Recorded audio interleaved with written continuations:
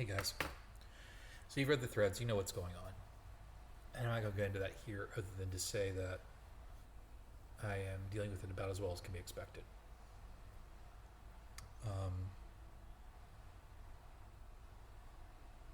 That going on puts everything else about to say in this little spew. You could view it as I'm being petty or I'm being focusing on the wrong things, but realize right now I'm doing everything I can for the major situation. So my mind turns to the other things that are going on.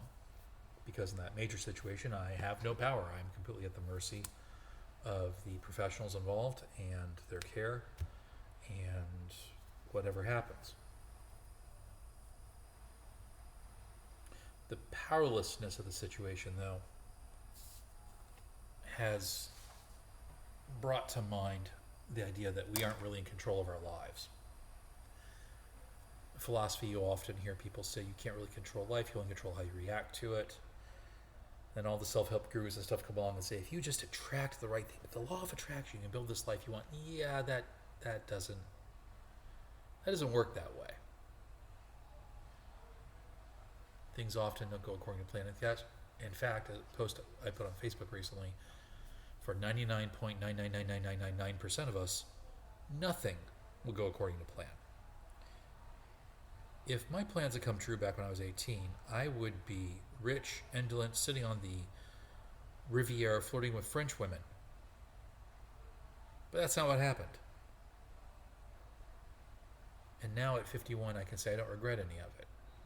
I'll have some antipathy for the rest of my life against certain people that wronged me, but I don't regret any of it. Shit happens, and you deal with it. That's what being a man is. But it's harder to do that when people that you feel should have your back prove to be untrustworthy, prove to be duplicitous, or prove to actually be acting against you. As I look back at my life, there's been so much of that it would be easy to get disillusioned with the human species. And then a couple of days ago, while all this is going on, Matt, I don't think he put a lot of thought into it. I think it just came out, said something that really lifted my spirits. And it drove home just how valuable friends and connections are. There's a video cast up right now by Ben Shapiro about what he feels are the 5 books you must read before you die. And all of them, a central theme is social cohesion in the form of connections to family, connections to tradition, connections to traditional male endeavors. And of course, because it's Ben, he's going to coach it in a religious framework because that's his central focus in life. But he's not wrong. There's a biblical quote that goes, without a vision, the people perish. There's a lot of truth to that. Without ambition, without a goal, without some hope, human beings just kind of fade. And I would like to think that during this time that I'm going through right now, and the things that have led up to it, I have not been fading. I've been trying to chip away and get something done. Yes, my fiction has been delayed again. Yes, the gaming products have been delayed again. And yes, that pales in comparison to what we have going on. But the point is I'm trying to get somewhere. I'm trying to get something done. Yes, my creative endeavors may not have the same fame ever as Shakespeare or James Hetfield's Metallica.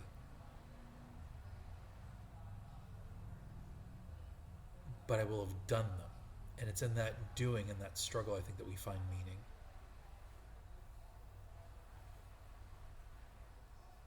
And again, I'm not going to the major situation because you already know it. But as I was going through it that first night, it was a long day. That was 16.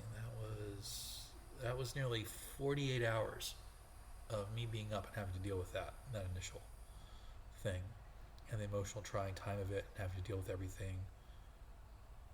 I'd have time to think of myself during any point during that 48 hours. I was all there for the other person.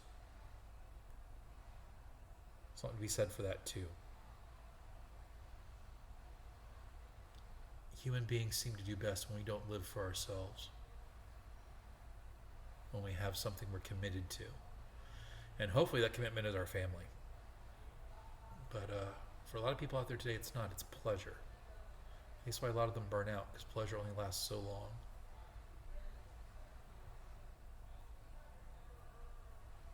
So nothing goes according to plan.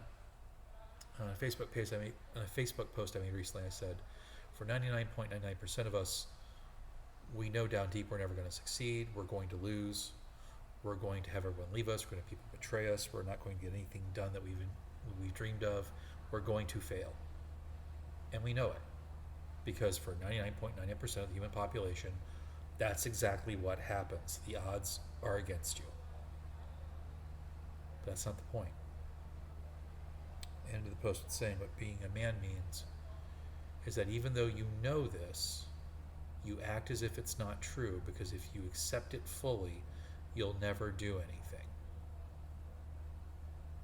You'll fade. No. Part of the reason why we idolize things like Thermopylae is that all of us know it's going to end badly and in flames and in ruin, and no one's going to remember our name. That doesn't mean we should live in such a manner that we accept that despair. We need to go down swinging. And that doing and that struggle is where humanity finds itself. Perhaps even more so than the actual achievement of the deed. And lately that's what I'm trying to do.